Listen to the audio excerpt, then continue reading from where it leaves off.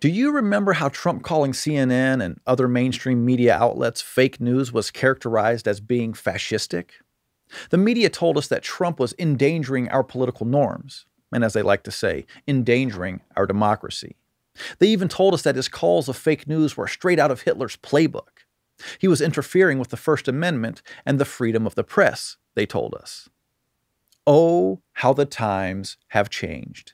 In an effort to stop misinformation, they tell us, 2 Democrat congressmen from California have written letters to all the cable and streaming companies asking them to remove Fox News, One American News Network, and Newsmax from their platforms. Now, where are all the Democrats and the media outlets calling this move straight out of Hitler's playbook? There won't be any, at least not from their side of the aisle. And remember, Trump called out a lot of stuff that was, in fact, fake news, like the Russian collusion lie, or how the media characterized the travel ban on 7 countries as the Muslim ban, or that he never condemned white supremacy even though he did so numerous times, just to name a few. Not only were there many fake news stories told on outlets like CNN, media outlets teamed up with some Democrats to push a lot of those lies. So if anyone should be banned, we should have to start with CNN first. But I'm not suggesting we ban anyone. Now, I don't think these 2 congressmen have a chance of pulling this off right now, but with how things often work on the left, new proposals sound absurd and quite impossible at first, and then a few years later, they're accomplishing many of them. Just look at the laws Democrats have made allowing biological males to compete in women's sports. It wasn't that long ago that most people scoffed at that idea. And now these biological dudes are girls' high school track stars in Connecticut. They even won the 2019 Courage Award from the state's sports writers. And this burly biological male is a female weightlifting champion, training to compete at the next Olympics. As for shutting down conservative media outlets and voices, the Democrats have been working on doing that for decades.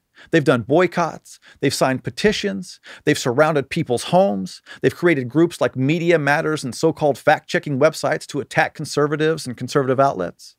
How many times have you heard someone say something like, Trump has lied hundreds or thousands of times, and they have a list from a fact-checking website like Snopes or PolitiFact to prove it?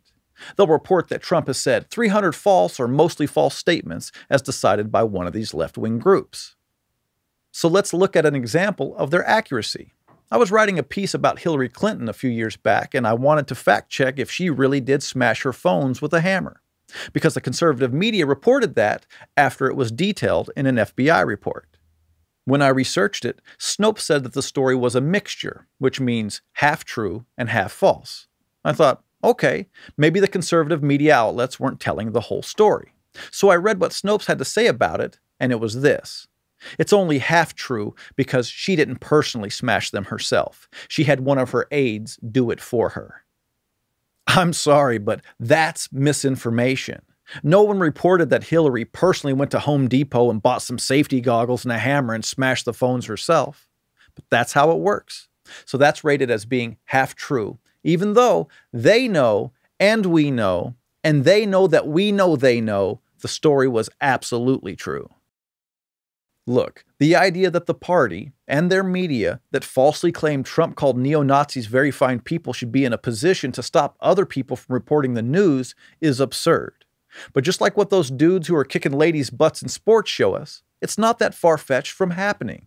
And that's not only scary from a freedom of speech and freedom of the press standpoint, it's scary from what might happen in the streets if these 2 congressmen are successful. The party of projection never fails to show us who they really are.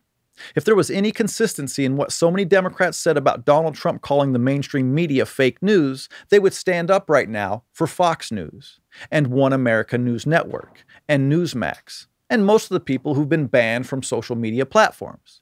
But they're not going to, because the only problem they had with Trump calling CNN fake news was the fact that their fake news was being called out. This effort is not about stopping misinformation. It's about taking total control over the misinformation market. And that's the simple truth. Thanks for watching. If you like this video, subscribe to our channel, and if you want to become a supporting member of Blue Collar Logic, click on the link in the description and give what you can.